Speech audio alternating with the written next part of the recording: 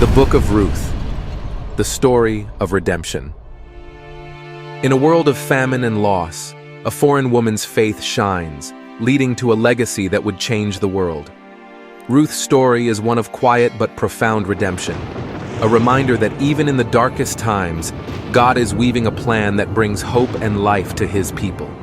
From a humble field in Bethlehem to the throne of David, and ultimately to the birth of Christ, Ruth's faith and loyalty echo through the ages. The Book of Judges ends in a time of darkness and chaos for Israel, a period marked by moral decline and spiritual disarray. Yet, in the midst of this turbulent era, the story of Ruth emerges, a quiet but profound narrative of loyalty, love, and redemption.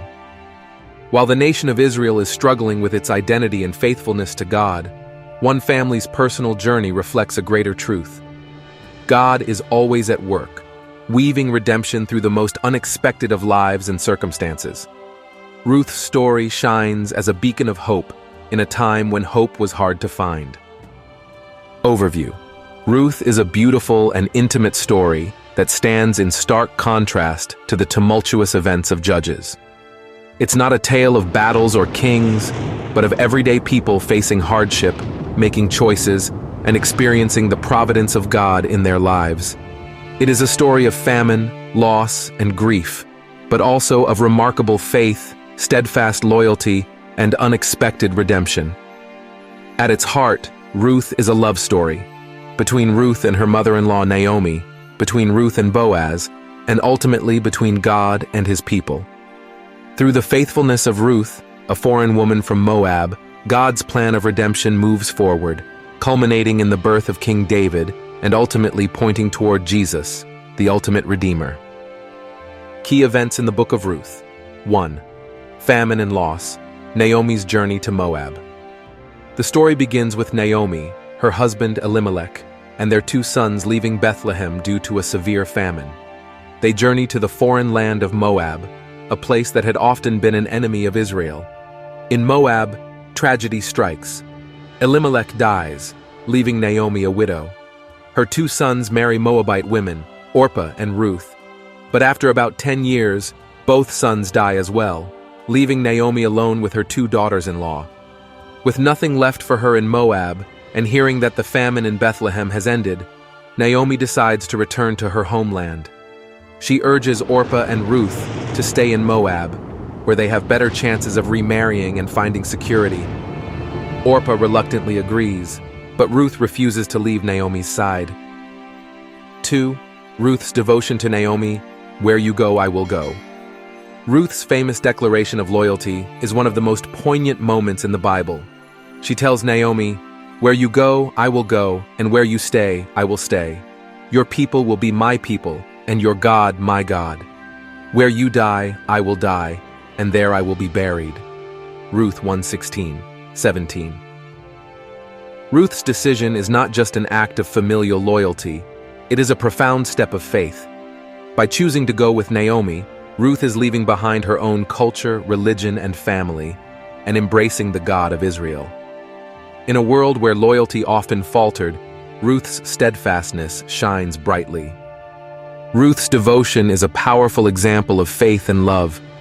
She is willing to sacrifice her own future for the sake of Naomi, and in doing so, she unknowingly steps into the unfolding plan of God. This act of loyalty will lead to her becoming part of the lineage of Israel's greatest king and ultimately, the Messiah. 3. Gleaning in Boaz's field. A meeting of Providence. Upon returning to Bethlehem, Ruth and Naomi find themselves in a precarious situation. As widows, they have no immediate means of support. But Ruth, ever practical and determined, goes out to glean in the fields, picking up leftover grain after the harvesters, as was allowed for the poor in Israelite law. She just happens to end up in the field of Boaz, a wealthy landowner and a relative of Naomi's late husband. Boaz takes notice of Ruth, not only because of her hard work, but because of her reputation. He has heard of Ruth's loyalty to Naomi and her commitment to caring for her. Boaz shows her kindness, offering protection and ensuring that she gathers plenty of grain. Ruth returns to Naomi with an abundance of food, and when Naomi learns that Boaz is involved, hope begins to stir in her heart. Boaz is not just a kind landowner, he is a kinsman-redeemer, a close relative who, according to Israelite custom, has the responsibility to care for and potentially marry a widow to preserve the family line. 4. Boaz as the kinsman-redeemer, a proposal of redemption. Naomi, recognizing that Boaz could be their redeemer, instructs Ruth to approach him in a culturally significant way. Ruth goes to Boaz at night, lying at his feet as a humble request for him to fulfill his role as a kinsman-redeemer. This act is both bold and deeply respectful, showing Ruth's faith in Naomi's guidance and Boaz's integrity. Boaz is moved by Ruth's proposal, recognizing her honor and kindness. However, there is a complication. Another man is a closer relative and has the first right to redeem the land and marry Ruth. Boaz handles the situation with grace and wisdom, meeting the man at the town gate, a place for legal transactions, and offering him the opportunity to redeem the land. The man declines, and Boaz joyfully steps into the role of kinsman-redeemer. Boaz's willingness to redeem Ruth is a powerful symbol of God's redemptive love.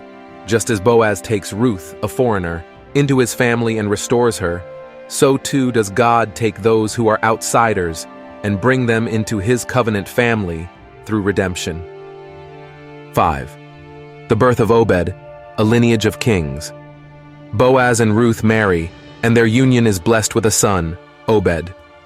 This child is more than just a blessing to Ruth and Naomi. Obed becomes the grandfather of King David, Israel's greatest king. Through Ruth, the foreign Moabite woman, the royal line of David is established, and from this lineage, the Messiah, Jesus Christ, will one day be born. The birth of Obed restores joy and hope to Naomi, who had once believed her life was empty and bitter. Her redemption, through Ruth and Boaz, is complete. Ruth's story, which began with loss and tragedy, ends with fullness and joy, not just for her, but for all of Israel, as her faithfulness plays a part in God's larger redemptive plan.